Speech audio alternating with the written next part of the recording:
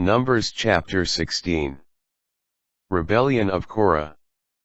Korah, son of Izhar, son of Kohat, son of Levi. And the Reubenites Dathan and Abiram, sons of Eliab, and On, son of Peleth, son of Reuben took 250 Israelites who were leaders in the community, members of the council and men of note, and confronted Moses, holding an assembly against Moses and Aaron. They said, "You go too far. The whole community, all of them, are holy, the Lord is in their midst. Why then should you set yourselves over the Lord's assembly?" When Moses heard this, he fell prostrate. Then he said to Korah and to all his faction, "May the Lord make known tomorrow morning who belongs to him and who is the Holy One, and whom he will have draw near to him. The one whom he chooses, he will have draw near to him. Do this, take your censers, Korah and all his faction, and put fire in them and place incense in them before the Lord tomorrow. He whom the Lord then chooses is the Holy One. You Levites go too far." Moses also said to Korah, "Hear, now, you Levites. Are you not satisfied that the God of Israel has singled you out from the community of Israel, to have you draw near him to maintain the Lord's tabernacle, and to attend upon the community and to serve them? He has allowed you and your Levite kinsmen with you to approach him, and yet you seek the priesthood too.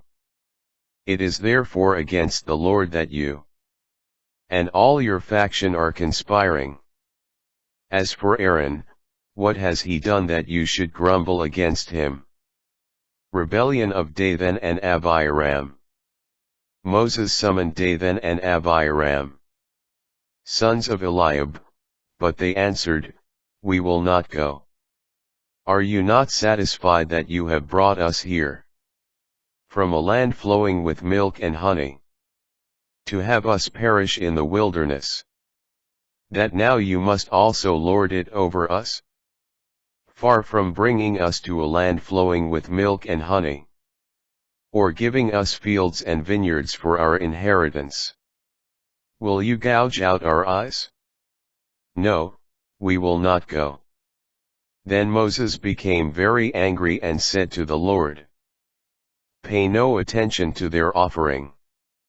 I have never taken a single donkey from them, nor have I wronged any one of them." Korah. Moses said to Korah, "You and all your faction shall appear before the Lord tomorrow, you and they and Aaron too. Then each of you take his own censer, put incense in it, and present it before the Lord. 250 censers, and you and Aaron, each with his own censer, do the same." So each of them took their censers, and laying incense on the fire they had put in them, they took their stand by the entrance of the tent of meeting along with Moses and Aaron. Then, when Korah had assembled all the community against them at the entrance of the tent of meeting, the glory of the Lord appeared to the entire community. And the Lord said to Moses and Aaron, "Stand apart from this community, that I may consume them at once." But they fell prostrate and exclaimed, "O God, God of the spirits of all living creatures, if one man sins, will you be angry with the whole community?" The Lord answered Moses, "Speak to the community and tell them, withdraw from the area around the tent of Korah, Dathan, and Abiram."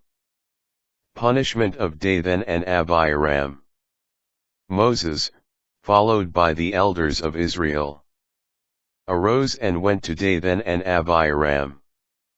Then he spoke to the community. Move away from the tents of these wicked men, and do not touch anything that is theirs.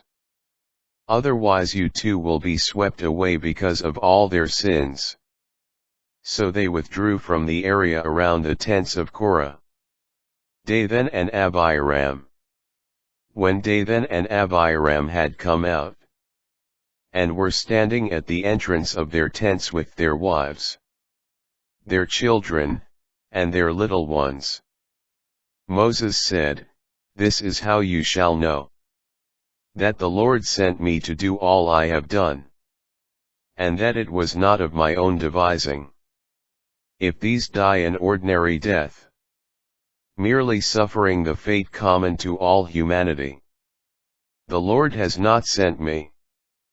But if the Lord makes a chasm, and the ground opens its mouth, and swallows them with all belonging to them, and they go down alive to Sheol, then you will know that these men have spurned the Lord." No sooner had he finished saying all this than the ground beneath them split open, and the earth opened its mouth and swallowed them, and their families and all of Korah's people with all their possessions. They went down alive to Sheol with all belonging to them. The earth closed over them, and they disappeared from the assembly. But all the Israelites near them fled at their shrieks, saying, "The earth might swallow us too." Punishment of Korah. And fire from the Lord came forth, which consumed the 250 men, who were offering the incense.